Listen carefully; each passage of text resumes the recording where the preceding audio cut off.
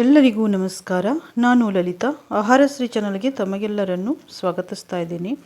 ಇವತ್ತು ನಾನು ವೆಜಿಟೇಬಲ್ ಕುರ್ಮಾ ಮಾಡೋದು ಹೇಗೆ ಅಂತ ತೋರಿಸಿಕೊಡ್ತಾ ಇದ್ದೀನಿ. ನೀವು ಫಂಕ್ಷನ್ನಲ್ಲಿ ಅಥವಾ ಹೋಟೆಲ್ಗಳಲ್ಲಿ ಎಲ್ಲ ಹೊರಗಡೆ ಬಂದಿರ್ತೀರ.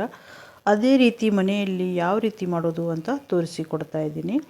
ಹಾಗಿದ್ರೆ ಬನ್ನಿ ಮಾಡೋದು ಹೇಗೆ ಅಂತ ನೋಡೋಣ.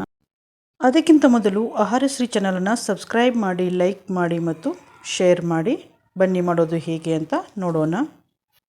ಮೊದಲಿಗೆ ನಾವು ಒಂದು ಮಸಾಲ ಪೇಸ್ಟನ್ನು ಮಾಡ್ಕೊಳ್ಳೋಣ. ಅದಕ್ಕೆ 1 ಇಂಚಿನಷ್ಟು ದಾಲ್ಚಿನ್ನಿ, 4 ಲವಂಗ, 4 ಕಾಳು ಮೆಣಸು, ಹಾಗೆಯೇ 1 ಏಲಕ್ಕಿ, 1 ಟೇಬಲ್ ಸ್ಪೂನಷ್ಟು ಜೀರಿಗೆ, 1 ಟೇಬಲ್ ಸ್ಪೂನಷ್ಟು ಸೋಂಪು ಕಾಳು, ಹಾಗೆಯೇ 5 ರಿಂದ 6 ಗೋಡಂಬಿ ಮತ್ತು 1 ಟೇಬಲ್ ಸ್ಪೂನಷ್ಟು ಗಸಗಸೆಯಲ್ಲಿ ನೀರಲ್ಲಿ ಹಾಕಿ ನೆನೆಯಲಿಕ್ಕೆ ಒಂದು 15 ನಿಮಿಷ ಇಟ್ಕೊಂಡಿದ್ದೆ. ಅದನ್ನು ಇಲ್ಲಿ ಮಿಕ್ಸಿ ಜಾರಿಗೆ ನಾನು ಸೇರಿಸ್ಕೊಳ್ತಾ ಇದ್ದೀನಿ. ಹಾಗೆಯೇ ಸ್ವಲ್ಪ ಕೊತ್ತಂಬರಿ ಸೊಪ್ಪು, ಸ್ವಲ್ಪ ಪುದೀನ ಸೊಪ್ಪು, ಹಾಗೆಯೇ ಇಲ್ಲಿ ಅರ್ಧ ತೆಂಗಿನಕಾಯಿ ನಾನಿಲ್ಲಿ ಸೇರಿಸ್ಕೊಂಡಿದ್ದೀನಿ. ನೀವು ಇಲ್ಲಿ ಇನ್ನೂ ಸ್ವಲ್ಪ ಬೇಕು ಅಂದರೆ ಗೋಡಂಬಿ ಮತ್ತು ಕೊಬ್ಬರಿಯನ್ನು ಸೇರಿಸ್ಕೋಬಹುದು. ಇದರಲ್ಲಿ ಸ್ವಲ್ಪನೇ ನೀರು ಸೇರಿಸಿ ತರಿಯಾಗಿ ರುಬ್ಕೊಳ್ಳಿ. ನಂತರ ಇದಕ್ಕೆ ನೀರು ಹಾಕಿ ನೈಸಾಗಿ ಪೇಸ್ಟನ್ನು ಮಾಡ್ಕೊಳ್ಳಿ. ಈಗ ಇಲ್ಲಿ ಗ್ಯಾಸ್ ಮೇಲೆ ಕುಕ್ಕರ್ ಬಿಸಿ ಮಾಡಲಿಕ್ಕೆ ಇಟ್ಟಿದ್ದೀನಿ.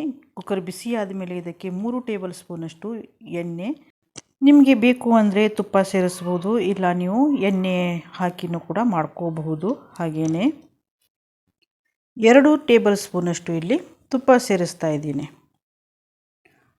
ಈಗ ಇದಕ್ಕೆ 1 ಇಂಚಿನಷ್ಟು ದಾಲ್ಚಿನ್ನಿ, ಹಾಗೆಯೇ 2 ಪಲಾವ್ ಎಲೆ, ನಂತರ ಜೀರಿಗೆಯನ್ನು ಇಲ್ಲಿ ಸೇರಿಸಿ ಸ್ವಲ್ಪ ಇದನ್ನು ಫ್ರೈ ಮಾಡ್ಕೋಬೇಕು.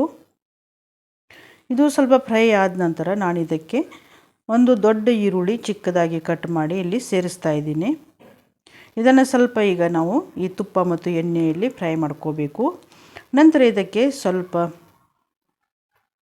ಕರಿಬೇವು ಮತ್ತು 3 ಹಸಿಮೆಣಸಿನ್ಕಾಯಿನ ಉದ್ದಕ್ಕೆ ಕಟ್ ಮಾಡಿ ಇಲ್ಲಿ ಹಾಕಿದ್ದೀನಿ. ಹಾಕಿ ಇದನ್ನು ಸ್ವಲ್ಪ ನಾವು ಫ್ರೈ ಮಾಡ್ಕೋಬೇಕು.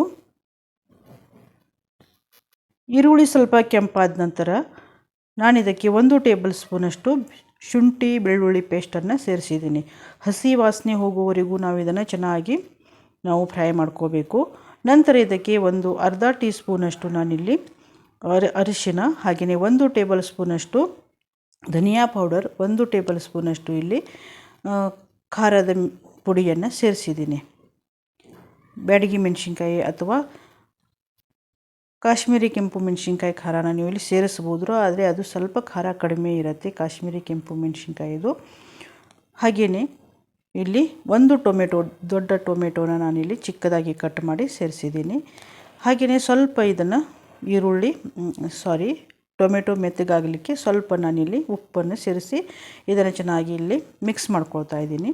ಹಾಗೆಯೇ ಇದಕ್ಕೆ ಇದು ಮಿಕ್ಸ್ ಆದ ನಂತರ ನಾವು ತರಕಾರಿಗಳನ್ನು ಸೇರಿಸ್ಕೊಳ್ಳೋಣ. ಇಲ್ಲಿ ಹೂಕೋಸು, ಕ್ಯಾರೆಟ್, ಆಲೂಗಡ್ಡೆ ಹಾಕ್ತಾಯಿದ್ದೀನಿ.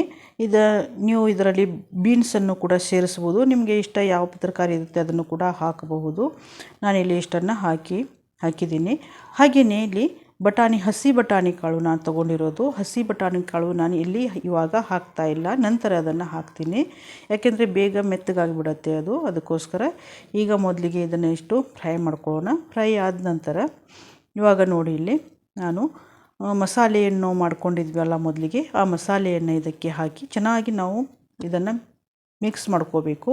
ಚೆನ್ನಾಗಿ ಫ್ರೈ ಆಗಬೇಕು, ಹಸಿ ವಾಸನೆ ಎಲ್ಲ ಹೋಗಬೇಕು. ಯಾಕೆಂದರೆ ನಾವು ಮಸಾಲೆ ಯಾವುದನ್ನು ನಾವು ಹುರಿದು ತೊಗೊಂಡಿಲ್ಲ, ಹಾಗೆಯೇ ನಾವು ಹಸಿಯಾಗಿಯೇ ನಾವು ಇದನ್ನು ರುಬ್ಕೊಂಡಿದ್ದೀವಿ ಹಾಕಿ. ಅದಕ್ಕೋಸ್ಕರ ಇದು ಒಗ್ಗರಣೆಯಲ್ಲಿ ಚೆನ್ನಾಗಿ ಹಸಿ ವಾಸನೆ ಹೋಗುವವರೆಗೂ ಇದನ್ನು ಫ್ರೈ ಮಾಡಬೇಕು, ಇಲ್ಲ ಅಂದರೆ ಟೇಸ್ಟ್ ಚೆನ್ನಾಗಿ ಬರಲ್ಲ. ಚೆನ್ನಾಗಿ ನೀವು ಇದನ್ನು ಫ್ರೈ ಮಾಡ್ಕೊಳ್ಳಿ.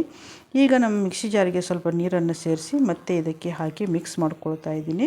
ಇದು ಚೆನ್ನಾಗಿ ಫ್ರೈ ಆಗಬೇಕು. ಆದ ನಂತರ ಇದಕ್ಕೆ ನಾನು ಈಗ ಬಟಾಣಿಯನ್ನು ಸೇರಿಸ್ತಾ ಇದ್ದೀನಿ. ಅಂದರೆ ಇದು ಬೇಗ ಬೇಯುತ್ತೆ, ಅದಕ್ಕೋಸ್ಕರ ನಾನು ಕೊನೆಯಲ್ಲಿ ಬಟಾಣಿಯನ್ನು ಹಾಕಿ ಸ್ವಲ್ಪ ಇದರಲ್ಲಿ ಮಿಕ್ಸ್ ಮಾಡ್ಕೊಳ್ತಾ ಇದ್ದೀನಿ.